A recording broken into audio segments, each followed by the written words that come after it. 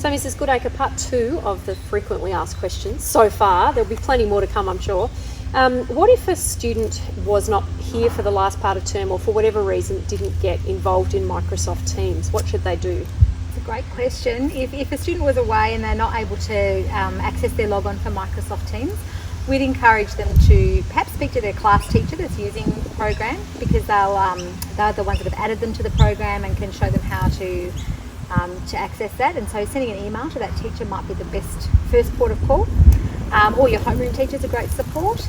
If there's more technical issues, then contacting the IT department if you've got some technical issues with your email or those kinds of things. Excellent. Now, you mentioned in our part 1 that students will be logging on to Teams, that they'll have work on sector. Does that mean students will be spending 6.5 hours a day glued to a computer? No, there are some that might, but most students for their schoolwork are encouraged to log on at the regular lesson time. As I said in the last Q&A, that sometimes the classwork may not be able to be scheduled at that time because of family commitments. But the work that the students doing, teachers are allocating about 30 minutes of work for each lesson, because we know some kids work faster than others and some kids work slower than others.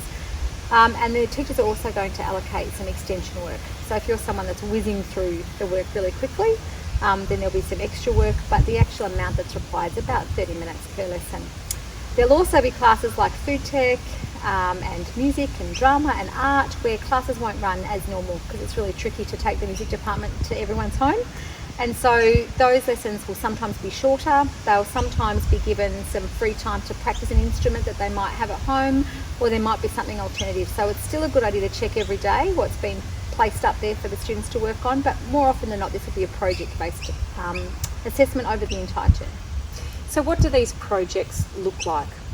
What does it mean to be doing a project? Yep. So for the most part, we're continuing assessment as it's been previously allocated. So kids, we don't want to swamp students with more work than they had before, but sometimes we're bringing assignments earlier in the term because we haven't had time to do some of the other practical things in class.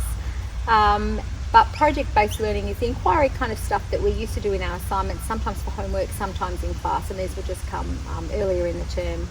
The idea is we still want to give kids a benchmark of how they're tracking, so doing some assignments and still putting those grades on sector. It's really important for students to keep motivated and see how they're going, and for us to give feedback on how they can improve.